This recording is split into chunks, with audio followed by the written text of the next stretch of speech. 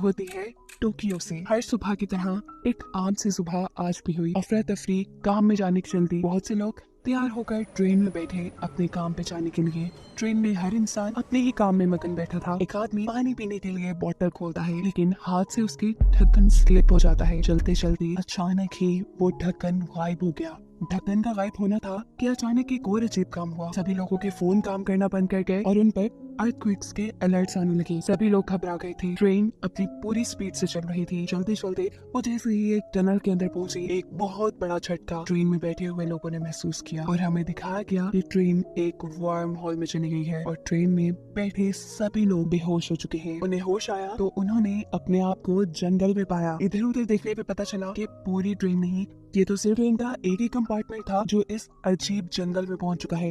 ये जगह भी उन्हें जानी पहचानी लग रही थी। ये टोक्यो भी था जो अब बदल कर बस एक जंगल बन के रह गया है। ये सब कुछ देखकर सभी लोग शॉक थे। किसी को समझ नहीं आया कि उनके साथ क्या हुआ। ट्रेन में मौजूद सैम नाम का आदमी जो कि एक फायर फाइटर है, वो सिचुएशन को संभालने के लिए सभी पैनिक हुए लोगों को रिलैक्स करने की कोशिश करता है। उसकी इस काम में मदद करती है यूमी नामी एक लड़की जो अभी फायर फाइटर बन रही थी। सैम ने एक टीचर के तौर पे उसे काफी क्लासेस भी दी थी और वो सैम को पसंद भी करती है। फिर सीन कट होता है और हमें 2023 में वही टोक्यो शहर दिखाया जाता है। वो दिन जिस दिन ये सब लोग ट्रेन में बैठे थे। ट्रेन की मैनेजमेंट हैरान परेशान है कि आखिर चलती ट्रेन के 2 कंपार्टमेंट्स कहाँ गायब हो गए। सैम के कंपार्टमेंट को तो हम देख चुके हैं, लेकिन एक और कंपार्टमेंट भी गायब है जिसे अभी तक नहीं दिखाया गया। इंजीनियर्स टनल को चेक करते हैं जिस टनल के अंदर से वो कंपार्टमेंट्स गायब हुए थे। दूसरी तरफ हम सैम, यूमी और उसके साथ एक और लड़के को देखते हैं जो भी टनल को ही चेक कर रहे हैं, ये जानने के लिए कि शायद वहाँ कोई उन्हें ढूंढते ढूंढते आया हो। उन्हें दूसरी तरफ कोई रोशनी दिखाई देती है। यहाँ इंजीनियर्स को भी 2 रोशनी दिखाई दे रही थी। इंजीनियर्स को लगा सभी लोग दूसरी तरफ मौजूद हैं और सैम के ग्रुप को लगा कि शायद दूसरी तरफ से जो रोशनी आ रही है वो उनकी मदद करने के लिए कुछ लोग आ रहे हैं, लेकिन ये दोनों पार्टीज की ही गलत फहमी थी। सैम के ग्रुप ने जब आगे जाकर देखा तो टनल के बाहर से उन्हें सूरज की रोशनी दिखाई दे रही थी और यहाँ इंजीनियर्स के सामने भी दूसरी इंजीनियर्स की टीम थी जो गुमे हुए लोगों की तलाश में ही थी। सैम का ग्रुप जो टनल से बाहर निकल चुका था वो शहर के दूसरी तरफ देखते हैं तो परेशान रह जाते हैं क्योंकि ये पूरा टोक्यो शहर एक रेगिस्तान में बदल चुका है।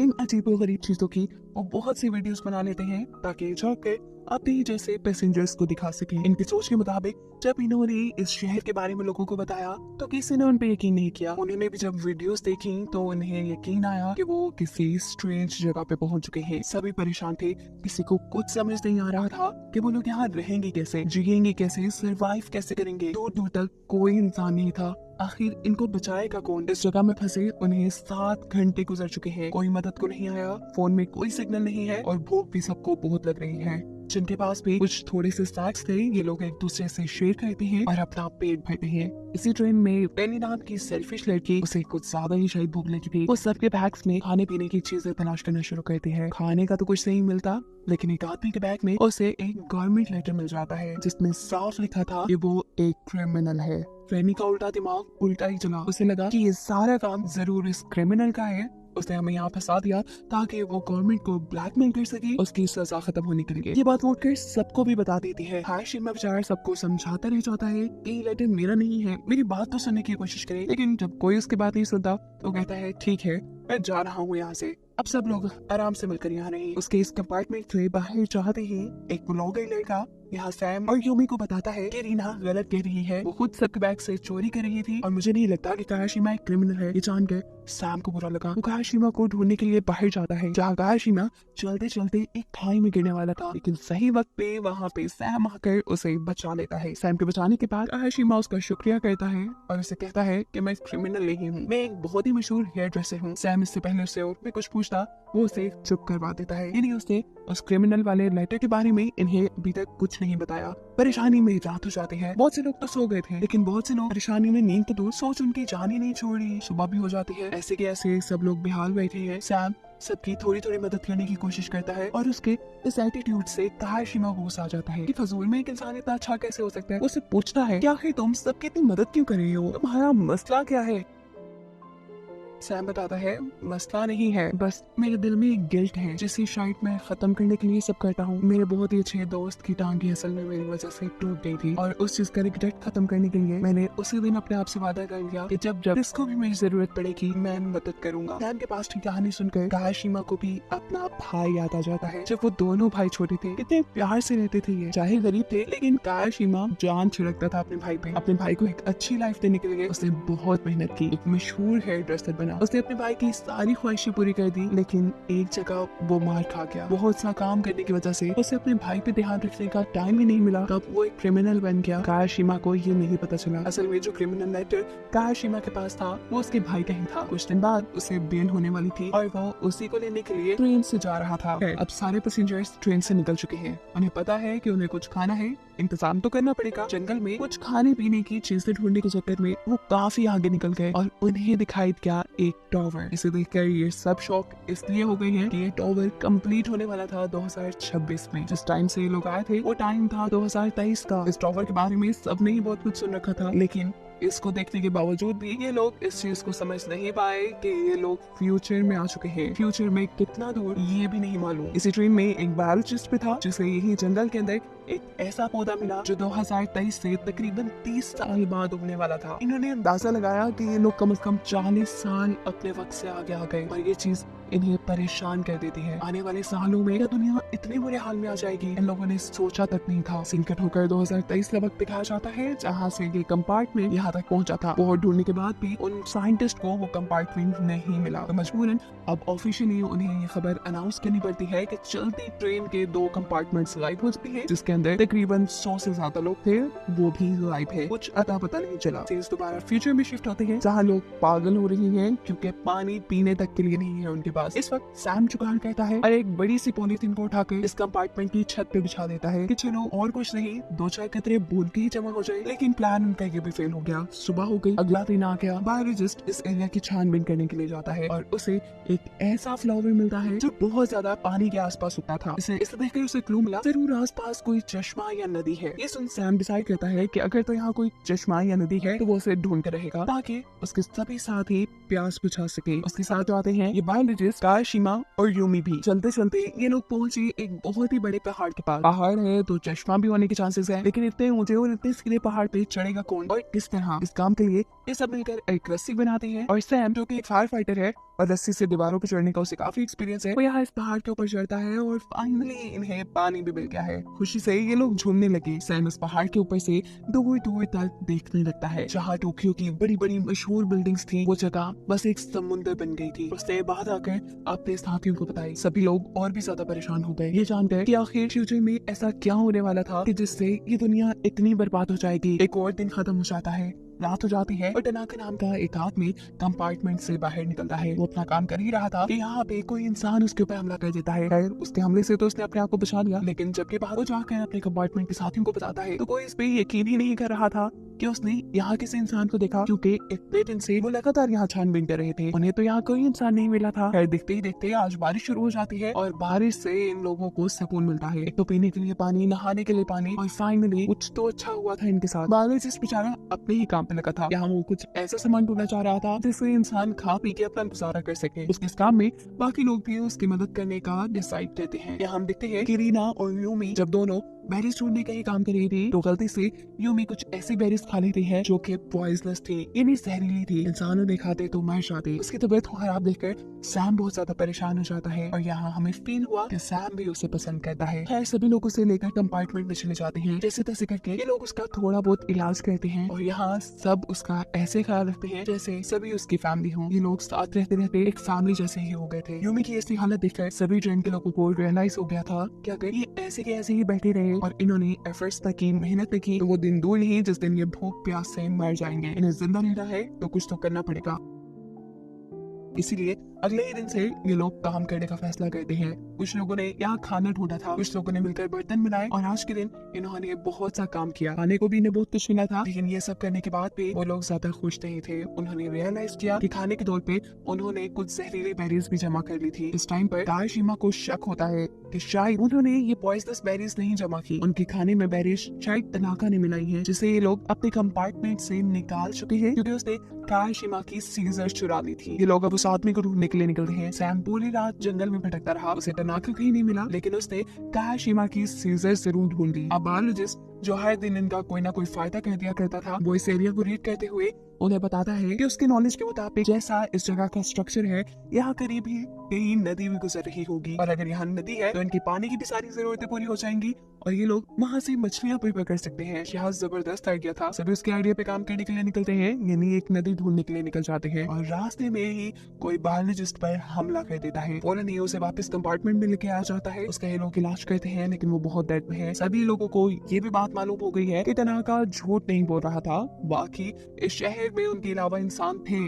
इसके ऊपर हमला होने के फौरन बाद उनके कंपार्टमेंट में तनाका भी आ जाता है। ये उन सबसे कहता है कि अगर वो लोग उसे उनके साथ इस कंपार्टमेंट में रहने की इजाजत दें तो वो उनके बहुत काम आ सकता है। वो एक सिक्योरिटी कंपनी में काम करता है, उसे ट्रैप्स बनाने का बहुत एक्सपीरियंस है और वो इन लोगों के लिए ट्रैप्स बनाएगा जिससे ये लोग यहाँ पे सिक्योर रह सकेंगे। उसके बाद सब लोग मान लेते हैं। आज सब लोग अपने रूटीन के काम कर रहे थे, ऐसे जैसे उन्होंने इस जिंदगी को एक्सेप्ट कर लिया है। काशिमा यहाँ पे रीना के बाल कट करता है, जो करके उसे बहुत मजा आया। लोग जंगल में गए, उन्होंने खाना ढूंढा, खाना खाया, एक नॉर्मल दिन गुजारा। अगला दिन हो जाता है। यूमी और सैम को उनके कंपार्टमेंट के पास एक बच्चा दिखाई देता है। बच्चा उन्हें देखते ही भागने लगा। ये दोनों उस बच्चे का पीछा करते हैं। बच्चे ने भागते भागते इनका बस एक ही फायदा किया कि इन्हें नदी तक पहुंचा दिया। नदी को पार करके ये बच्चा आगे की तरफ भाग जाता है और इन दोनों को ये कहते गया था कि मेरा इंतजार करना। इन दोनों को ही ढूंढते हुए काशिमा भी यहाँ आ गया। रात हो गई, बच्चा तो वापस ही नहीं आया। इन्होंने जब आगे जाके देखा तो यहाँ फाइनली उन्हें एक दूसरा कंपार्टमेंट भी मिल गया, जिसके बारे में हम पहले से जानते हैं कि ट्रेन के 2 कंपार्टमेंट्स गायब है, एक सैम का और दूसरा ये। दूसरे कंपार्टमेंट के लोग इनसे काफी ज्यादा आगे थे, उन्होंने रहने सहने का अपना बहुत सारा इंतजाम कर लिया था। इनको यहाँ पे मिलता है योमोटो, जो इन सब का लीडर था। सैम योमोटो को बताता है कि उनके एक आदमी ने उनके बायोलॉजिस्ट पर हमला किया है। योमोटो इस चीज के लिए उससे माफी मांगता है। बहस का वक्त नहीं था, ये लोग यहाँ पे एक दूसरे से इम्पोर्टेंट इंफॉर्मेशन शेयर करते हैं, जैसा कि सैम और को यहाँ पे एक नदी मिली थी, खाने पीने के लिए कुछ चीजें मिली थी। ये सारी बातें सैम उनको बता देता है और योमोटो यहाँ उन्हें बताता है कि जब वो लोग यहाँ आए तो इन्हें एक शिप मिली थी। हाँ, उस शिप के अंदर एक डायरी थी और एक रेडियो। रेडियोस की फ्रीक्वेंसी मैच करते करते उन्हें एक दिन कनाडा से कुछ सिग्नल्स मिले, जिससे इन्हें पता चला कि ये लोग 60 साल आगे आ गए हैं, यानी फ्यूचर में। और साथ उसे ये बात भी मालूम हुई थी कि ये दुनिया तो 2026 में ही तबाह हो गई, क्योंकि 2023 और 24 में बहुत से लोगों ने अपने अपने सैटेलाइट्स को स्पेस पे भेज दिया था ताकि वो स्पेस के बारे में बहुत सी मालूमात हासिल कर सके। और यही चीज इस दुनिया को तबाह कर गई। उन्हीं सैटेलाइट में से एक सैटेलाइट एक एस्ट्रॉइड से टकराई और वो एस्ट्रॉइड उस सैटेलाइट की वजह से फिर जमीन से टकरा गया और ऐसे ये जमीन तबाह हो गई और उसी तबाही में सारे इंसान भी मारे गए। सैम उससे पूछता है कि तुम्हारा वो रेडियो कहाँ है? जवाब में योमोटो कहता है रेडियो तो मेरे पास ही है, लेकिन उस दिन के बाद उसके ऊपर कोई सिग्नल नहीं मिले। ये सारी इन्फॉर्मेशन सैम जाकर अपने बाकी साथियों को बताता है। टेंशन तो उसे खूब हो चुकी थी कि आखिर वो यहाँ से निकलेंगे कैसे। इस हकीकत को सुनने के बाद कि वो 60 साल फ्यूचर में पहुंच चुके हैं, सब लोग परेशान तो हुए थे, लेकिन इस वक्त पे सबको एक और सोच भी आई कि शायद उन्हें गॉड ने एक मौका दिया है कि ये लोग पास्ट में जाकर सब कुछ ठीक कर दें, इस तबाही को होने से रोकें। और ये सोच उन्हें हौसला देती है कि पहले से भी ज्यादा मेहनत करें, कोई रास्ता निकाले जिससे ये पास्ट में जाकर उस तबाही को होने से रोक पाए। यहाँ बेटा हर इंसान अपना अपना दिमाग चलाता है, खूब सोचते हैं, लेकिन कोई रास्ता नहीं मिलता। भूख तो इन्हें शदीद लगी थी। ये लोग अब अपनी ढूंढी हुई नदी के पास जाते हैं, वहाँ से पानी पीते हैं, नहाते हैं और बहुत सारी मछलियाँ जमा करके लाते हैं खाने के लिए। दिन ऐसे ही गुजरता है। ये लोग अपने लिए बाथरूम बना लेते हैं, बाथटब्स बना लेते हैं और खाना जमा करने में लग जाते हैं। आज खाना जमा करते हुए बायोलॉजिस्ट को एक चमकता हुआ ग्रीन पत्थर मिला था यहाँ से, जो पत्थर वो सबको दिखाता है और टनाका भी ये देख चुका था। बायोलॉजिस्ट का ख्याल था कि ये चमकते हुए पत्थर अपने अंदर एनर्जी रखते हैं, हो ना हो वो इसकी मदद से वापस जा सकते थे। टनाका ये सारी बात जाके योमोटो को बता देता है, यानी दूसरे ग्रुप के लीडर को। यानी वो एक गद्दार है। वो इनकी सारी बातें जाकर उनको बताता है। यूमोटो उसके काम के बदले में उसे कुछ खाने पीने का सामान देता है। यहाँ सैम के ग्रुप के पास यूमी और रीना जो एक ही एज के थे वो आपस में तकरीबन दोस्त बन चुके थे, लेकिन पता नहीं क्या हुआ उनके दरमियान में लड़ाई हुई। रीना को इतना गुस्सा आया कि वो धक्का देकर यूमी को एक गड्ढे में गिरा देती है। गड्ढे में गिरने वाली चोट तो एक तरफ यूमी को यहाँ डर ये देख के लगा कि इस गड्ढे में पहले से ही एक लाश थी। ये दोनों ही डर जाती हैं। अपनी सेफ्टी के लिए ये लोग कंपार्टमेंट की तरफ भागते हैं, लेकिन दूसरे कंपार्टमेंट के लड़के यहाँ उनका रास्ता रोक लेते हैं। रीना यूमी को खतरे में उनके साथ ही छोड़कर अपनी जान बचाकर किसी तरह कंपार्टमेंट में आ जाती है। अपने साथ होने वाली हर चीज की खबर वो यहाँ सैम को देती है और सैम बिना कुछ सोचे समझे यूमी को बचाने के लिए निकल जाता है। उसके पीछे एक ताहाशीमा भी आ चुका था, लेकिन जब ये दोनों वहाँ पहुंचे जहाँ पहले यूमी और दूसरे कंपार्टमेंट के लोग थे, तो इस टाइम तक दोनों यहाँ से गायब हो चुके थे। यूमी उनसे बचने के लिए भागते भागते एक शिप में छुप गई थी। अब सैम ये अंदाजा तो नहीं लगा पाता कि यूमी अपने बचाव के लिए कहीं छुप गई होगी, लेकिन हाँ उसे लगता है कि जरूर दूसरे ग्रुप के लोगों ने उसे किडनैप कर लिया है या नुकसान पहुंचा दिया है। बिना सोचे समझे वो दूसरे ग्रुप पर हमला करने के लिए निकल जाता है। इससे पहले कई लोग यहाँ पे हमला करते या किसी को नुकसान पहुंचाते, यूमोटो उससे सारा माजरा पूछता है। सैम उन्हें बताता है कि उनके साथियों ने उनके ग्रुप की एक लड़की के साथ बदतमीजी की है। ये जानकर वो अपने ग्रुप के लोगों की तरफ से माफी मांगता है और उसे कहता है कि यूमी जहाँ भी होगी वो सेफली उसे ढूंढकर उन तक पहुंचाएंगे। लेकिन सैम को यूमोटो पे यकीन नहीं था, क्योंकि उसे लग रहा था कि जो लाश अभी यूमी और रीना ने देखी है वो भी उन्हीं के ग्रुप के किसी बंदे की है जिसे यूमोटो के ग्रुप ने मार दिया। यूमोटो जवाब में कहता है नहीं, वो तुम लोगों का कोई बंदा नहीं है, वो हमारे ही ग्रुप का एक बंदा है। जब हम लोग यहाँ इस हालत में आए तो वो बहुत ही ज्यादा पैनिक हो गया, इतना पैनिक कि वो पागलों की तरह सब पे हमला करने लगा था। उसने मुझ पे भी हमला कर दिया। अपने आप को बचाने के लिए अपने सेल्फ डिफेंस पे मैंने उसके पेट में चाकू मारा और अनइंटेंशनली मेरे से उसका मर्डर हो गया। यहाँ सभी लोग उस आदमी को मारने पर, मेरी बहादुरी पर मुझे लीडर मानने लग गए। ताहाशीमा और सैम अपने कंपार्टमेंट के पास पहुंच जाते हैं। अब क्योंकि वो हमला करने की सोच से दूसरे ग्रुप के पास गए थे, इसीलिए उन्हें खतरा था कि कहीं दूसरे ग्रुप वाले भी हमला करने के लिए उनके पास आ जाए। अपने सेल्फ डिफेंस के लिए ये लोग यहाँ हथियार बनाने का फैसला करते हैं। यहाँ यूमोटो उसी शिप के अंदर जाता है जिस शिप के अंदर उसे रेडियो मिला था। वो नहीं चाहता कि इसी शिप के एक छोटे से डब्बे के अंदर यूमी भी छुपी बैठी है। वो यहाँ रेडियो पे किसी से बात करने लगता है, लेकिन रूमी उसका झूठ पकड़ लेती है कि वो किसी से रेडियो पे बात नहीं कर रहा और ये रेडियो तो चल भी नहीं सकता क्योंकि नीचे से उसकी केबल ही कटी हुई थी। वो बाहर निकलकर उससे पूछती है कि तुम ये झूठा ड्रामा क्यों कर रहे हो, आखिर तुम्हें क्या मिलता है इससे? अब सच्चाई तो यूमी को पता चल ही गई थी, खुद बताने में क्या हर्ज था। यूमोटो बताता है असल में मैं यहाँ सबका लीडर ही बन के रहना चाहता हूँ, इसीलिए तो ऐसे ड्रामे करता हूँ। मुझे नहीं जाना पास्ट में। अरे वहाँ पे तो मेरी किसी को कदर भी नहीं है। यहाँ सब लोग मुझे लीडर के रूप में देख रहे हैं, मुझे इज्जत दे रहे हैं, मैं इसी में खुश हूँ। लेकिन यूमी से कहती है तुम कहो ना कहो, मैं बाहर जाकर तुम्हारी सच्चाई सबको बताने वाली हूँ। अपनी पोल खुलते देखकर यूमोटो डर जाता है और इस सब के चक्कर में वो यूमी को ही बांध के यहाँ कैद कर जाता है। सीन कट होता है और हम सैम और उनके साथियों को देखते हैं। इन्होंने बहुत से वेपन्स बना लिए हैं जिससे ये लोग एक छोटी सी जंग लड़ेंगे, क्योंकि वादे के मुताबिक यूमोटो ने अभी तक यूमी को उनके ग्रुप को वापस नहीं किया, ना ही वो ढूंढ के लेकर आए। इसलिए ये सब लोग अगली सुबह उन लोगों पर हमला कर देंगे। यहाँ एक औरत उसे कहती है हमला करना बिल्कुल ठीक है, मैं ग्रुप के फैसले के साथ हूँ, लेकिन फिर भी अकल से काम लो। दूसरा ग्रुप हमसे ज्यादा स्ट्रॉन्ग है, हो ना हो वो हम पे हमला करके हमारी गैरेज पर बात कर देगा और रहने का ये जो छोटा सा ठिकाना हमारे पास है ये भी हमारे हाथ से चला जाएगा। इससे बेहतर कि हमें जंग से पहले अपने रहने के लिए कोई दूसरा ठिकाना ढूंढ लेना चाहिए जिसके बारे में दूसरे ग्रुप को कुछ ना पता हो। ग्रुप के लोगों को उसकी बात पसंद आती है और सुबह होते ही ये औरत बायोलॉजिस्ट के साथ मिलकर अपने लिए एक सेफ ठिकाना ढूंढने के लिए निकल जाती है। अभी तो इनका जंग में जाने का कोई मूड नहीं था, लेकिन अगले दिन वो देखते हैं कि दूसरे ग्रुप के लोग उनके ग्रुप के ऊपर हमला कर चुके थे। तैयारी तो इनकी भी पूरी थी। ये लोग अपने सेल्फ डिफेंस पर लड़ने लग जाते हैं और लड़ाई बहुत ही ज्यादा बढ़ जाती है। यूमोटो ये लड़ाई देखकर पागल हो चुका था। ये लोग अगर आपस में एक दूसरे को मार देते तो उसे लीडर वो मानता। वो जोर जोर से चिल्लाकर इस लड़ाई को बंद करवाने की कोशिश करता है, लेकिन जुनून में आए ये लोग लड़ने से बाज आने वाले नहीं थे। कभी सैम की टीम उनके ऊपर भारी पड़ती है तो कभी दूसरा ग्रुप सैम की टीम को हराने वाला था।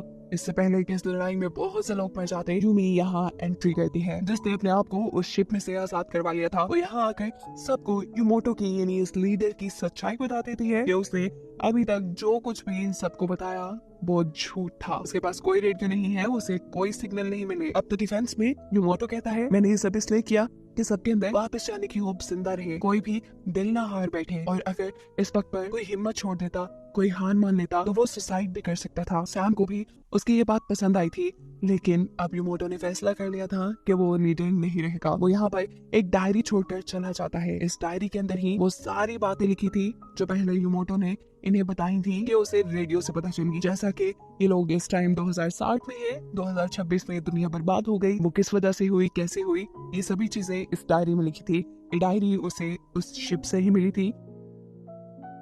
बायोलॉजिस्ट और वो औरत जो अपने रहने के लिए एक दूसरा ठिकाना ढूंढने के लिए गए थे, उन्हें यहाँ एक ऐसा टॉवल मिलता है जिसके अंदर बहुत से ग्रीन चमकते हुए पत्थर हैं। जबकि ये सीन कट होता है और हमें 2023 का टाइम दिखाया जाता है। एक साइंटिस्ट जो उन ट्रेन के डब्बों के गायब होने की मिस्ट्री ढूंढ रहा है, वो इस टाइम भी टनल को स्टडी कर रहा था। टनल की फुटेज को गौर से देखने पे उसे पता चला कि जिस टाइम ट्रेन के अंदर से वो डब्बे गायब हुए, उस टाइम टनल के अंदर एक वर्म होल बन चुका था, जो कि सुपरनोवा नामी एक्सप्लोजन की वजह से हुआ था। इस फिनोमेना के मुताबिक ऐसे बड़े बड़े एक्सप्लोजन तब होते हैं जब एक प्लैनेट बहुत ज्यादा बूढ़ा हो जाए, तब उसकी कोर में से कुछ ऐसी पावर्स निकलती हैं जिससे बहुत बड़े एक्सप्लोजन होते हैं। और इसी एक्सप्लोजन की वजह से वहाँ एक वर्म होल बना जिसने 2023 और 2060 की टाइमलाइन जोड़ दी। यानी वो साइंटिस्ट तो ये मिस्ट्री सॉल्व कर चुका था, पर सैम और कार्ल की मिस्ट्री सॉल्व करना अभी बाकी था। ये लोग भी ज्यादा वक्त नहीं लगाते, वो डायरी जो इनके हाथ लगी थी उसको स्टडी करने पे इन्हें भी सुपरनोवा एक्सप्लोजन के बारे में पता चल जाता है। यहाँ पे बैठा हुआ एक साइंस टीचर सभी लोगों को सुपरनोवा एक्सप्लोजन के बारे में बताता है